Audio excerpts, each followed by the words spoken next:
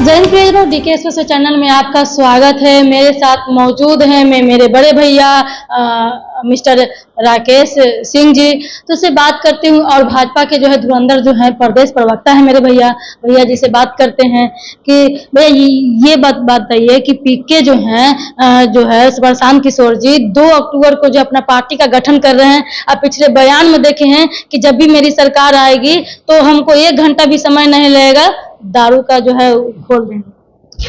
वो अच्छी बातें करते कुछ तो समझ में आता।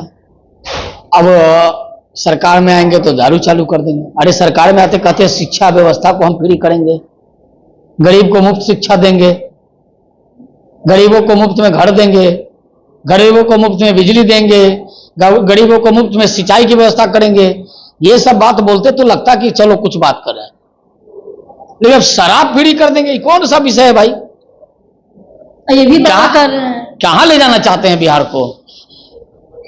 ये लोग देखिए क्या है, ये 2 अक्टूबर को करें या जितने अक्टूबर को करें, बोले 243 सीट में से हम 40 को महिला कर देंगे और 40 को जो है मुस्लिम को देंगे। जिसको देना है दें, लेकिन हम तो जानना चाहते हैं उनसे क्या बिहार को क्या चाहते हैं, पूरे बिहार को क्या चाहते हैं। शराबी बनाना? बिहार बड़ी मुश्किल से पटरी पर लाया गया है। और आपको बता दें, ऐसे ऐसे देश भर में 2500 पार्टियों का रजिस्ट्रेशन है, उसमें से एक और रजिस्ट्रेशन बढ़ जाएगा और क्या होगा। कई पार्टियां बिहार में आप देखिए ना। तो तेजस्वी यादव जी केजरीवाल के पैटर्न पे चल रहे हैं। जैसे वहां कैसे दिल्ली में फ्री फ्री फ्री फ्री का चीज है, लूट लो, लूट सको तो देश को लूट लो, वही पैटर्न पे ये तेजस्वी यादव जी लूटने पर तुले हुए हैं। इस पर क्या प्रतिक्रिया करें?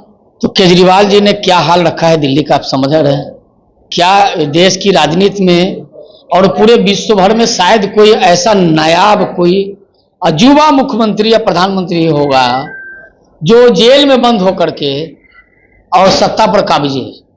देखें ऐसा कहीं दुनिया में? ये भी चाहते हैं वही, लेकिन बिहार में ये सब कुछ होने वाला नहीं है। और आपको एक बात और बता दें, जिसने बिजली उत्पादन 0% किया था, जिनको 700-800 मेगावाट सिर्फ मात्र मिलता था, 600 मेगावाट बिजली मिलता था, वो भी कांग्रेस की सरकार जो इनके सहयोग से थी, और वो कहते फ्री में देंगे। अरे बिजली उत्पादन होगा ही नहीं, देंगे कहां से? इनके समय में एक ही उद्योग चल सकता है, एक ही व्यवसाय चल सकता है, एक ही कारोबार चल सकता है, वो है अपहरण का। इसके स्पेशलिस्ट माने जाते हैं ये लोग, और यही करेंगे। बीजेपी के नेता की हत्या हुआ है, हत्यारा पकड़ा गया, पता है हत्यारा कौन था, शूटर कौन है?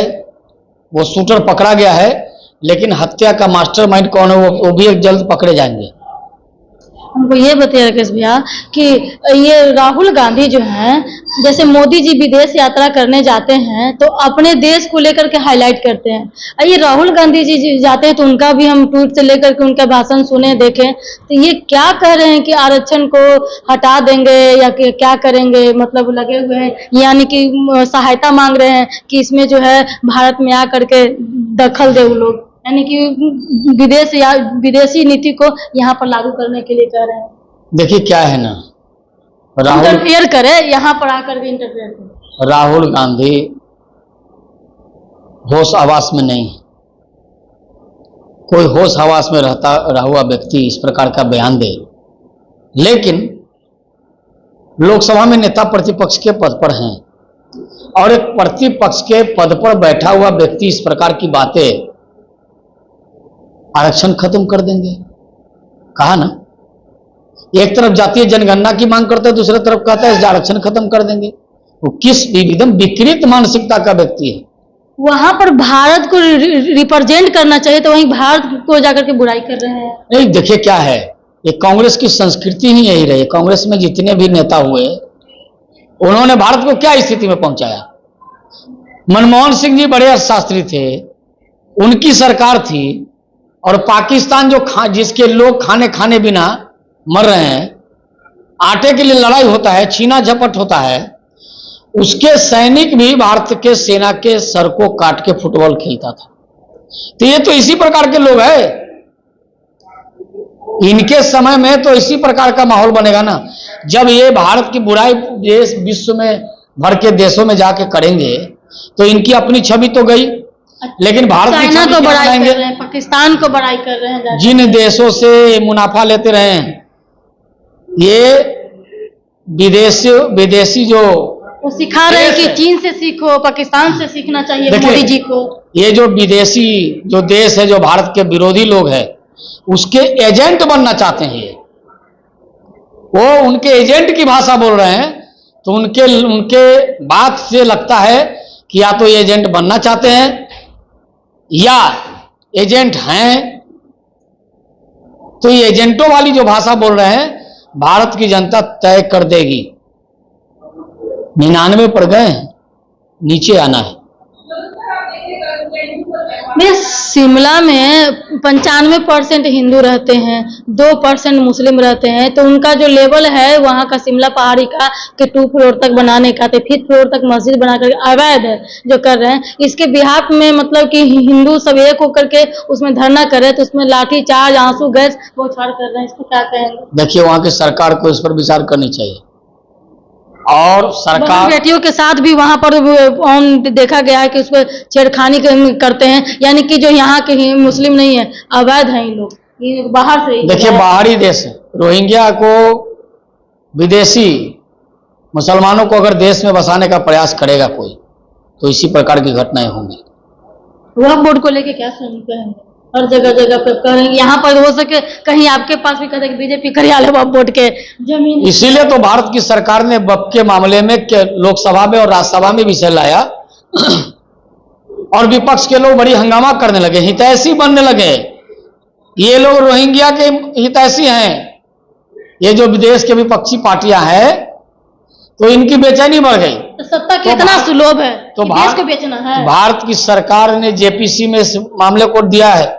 जेपीसी का रिपोर्ट आएगा, जेपीसी की रिपोर्ट आने के बाद साफ साफ हो जाएगा, कानून तो बनेगा। क्योंकि कोई कह दे कि ये पूरा गांव मेरा है, ये नहीं चलने वाला है। ये कोई कह दे आके कहीं विदेश से कि ये पूरा भारत मेरा है, सस्ता है क्या? भारत ने बरसों गुलामी झेली है। भारत को लोग ने अपने हिंदू हो या मुसलमान भी कई जो राष्ट्रभक्त हैं, उन सब ने अपने जीवन को इसमें लगाया है। लेकिन अगर कोई विदेश का आदमी और उसके विदेश के पैरवीकार लोग अगर ये रोहिंग्या की पैरवी करते हैं और जो ये वक्फ के नाम पर जो दखल करने का जो संस्कृति पल रही है, उसके मन को, उसके फन को कुचलने का काम भारत की सरकार करेगी। और आप जान लीजिए, वक्फ पर कड़े कानून बनेंगे।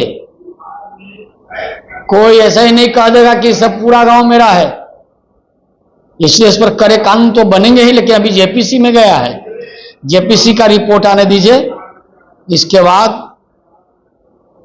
ये जो ध्रुवीकरण की राजनीति करने वाले लोग हैं, तुष्टीकरण की राजनीति करने वाले हैं, उनके मुंह पर भी करारा तमाचा लगेगा। बहुत बहुत धन्यवाद है। मेरे साथ है राकेश भैया।